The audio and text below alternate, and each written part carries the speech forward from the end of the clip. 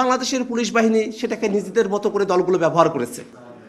যদি শেখ মুজিবুর রহমান ক্ষমতা পাওয়ার পরে তিনি যদি গণতান্ত্রিক মানুষের মধ্যে থাকতেন, তাহলে তো ৭৫-এর ঘটনা থেকে শুরু করে নিয়ে পরবর্তী ঘটনা প্রবাহের মধ্যে আমাদেরকে যেতে হতো না। এ দেশটা এই রক্তক্ষয়ী রাজনীতির বাইরে গিয়ে নিয়মতান্ত্রিক পলিসি নির্ভর রাজনীতির মধ্যে আমরা নিজেদের রাজনীতিটা শুরু করতে পারতাম।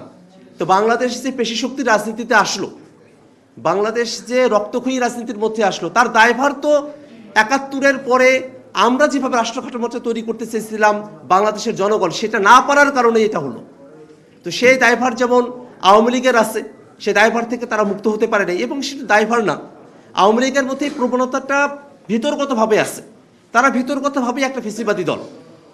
তারা ৭১ থেকে ৭৫-এ তাদের যে শাসন ক্ষমতা তারা যেভাবে পরিচালনা করেছেন, সেইটার মধ্য দিয়ে বাংলাদেশের জনগণ যে তাদেরকে ছুঁড়ে ফেলে দিয়েছিল, সেটা তারা ৮-এ ক্ষমতায় আসার পরে সেটাতে তারা শিক্ষা গ্রহণ করেন নাই। তারা আবারও স্বৈরাচারী হয়েছেন, আবারও তারা সংবিধানে এমন পরিবর্তন নিয়ে এসেছেন যে পরিবর্তনটা শুধুমাত্র একদলীয় আওয়ামী লীগীয়, এবং এই পরিবর্তনটাকে নাকি আর কোনো সংসদ পরিবর্তন করতে পারবেন না, এমন ধরনের সংশোধনী তারা সংবিধানের মধ্যে অন্তর্ভুক্ত করলেন। এই সংবিধানটাকে একদলীয় বানিয়ে ফেললেন। সংবিধান তো কোনোভাবেই এক দলের কোনো বিষয়বস্তু হতে পারে না। রাষ্ট্র কাঠামো কীভাবে পরিচালিত হবে সেটা তো এক দলের বিষয় হতে পারে না। এটা সকল মানুষের গাঠনিক ক্ষমতা থেকে উচ্চারিত একটা বিষয়। সেটার দিকে আমাদের যদি শ্রদ্ধাবোধের জায়গাটা না থাকে, তাহলে আমরা কিসের জনগণের রাজনীতি করি? জনগণ গণভোটের মধ্য দিয়ে তাদের একটা রায় জানান দিবেন। সে রায় আমরা বিশ্বাস করি যে বাংলাদেশের জনগণ যেহেতু পরিবর্তনের পক্ষে, তারা হ্যাঁ ভোটের পক্ষেই তারা রায় দিবেন।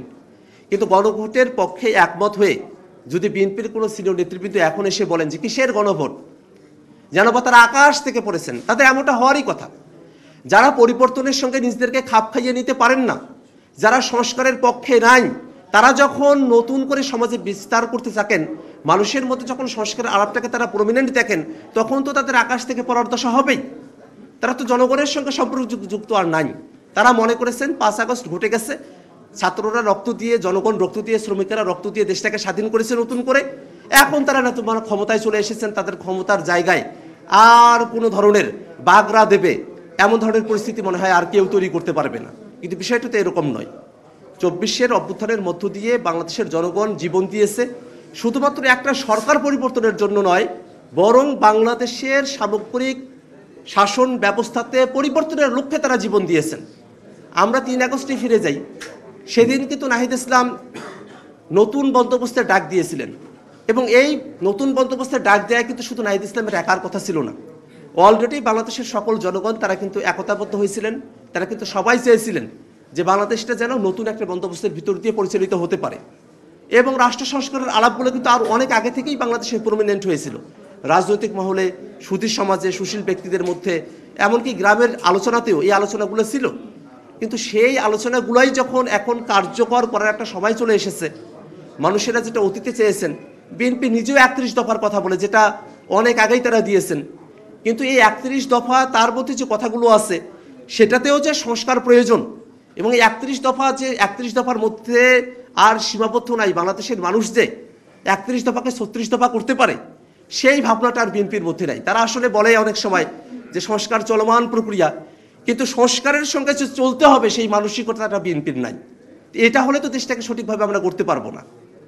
আমরা দেখি যে বাংলাদেশের যে প্রতিষ্ঠানগুলো আছে সেই প্রতিষ্ঠানগুলোকে করা গেল না। রাষ্ট্র গঠনের অন্যতম একটা প্রধান ধাপ হলো যে রাষ্ট্রীয় প্রতিষ্ঠানগুলো আছে সেগুলোকে সঠিকভাবে গড়ে তোলা। বাংলাদেশের পুলিশ বাহিনী সেটাকে নিজেদের মতো করে দলগুলো ব্যবহার করেছে। সেনাবাহিনীও অনেক সময় দলগুলোর থেকেছে। এই যে গত 14টা বছর 15টা বছর ধরে দেশে গুম খুন সেগুলো সংঘটিত হলো, অনেক সিনিয়র অফিসাররা এগুলোর সঙ্গে যুক্ত থেকেছেন। তারা তো পারতেন দেশের পক্ষে থাকতে, কিন্তু না, এই মুষ্টিমেয় কিছু ব্যক্তির কারণে গোটা একটা বাহিনীর দুর্নাম তৈরি হলো। তারা বাহিনীগুলোকে আওয়ামী সরকারের পেটোয়া বাহিনী হিসেবে, দলীয় বাহিনী হিসেবে ফাংশন করানোর দিকে নিয়ে গেলেন।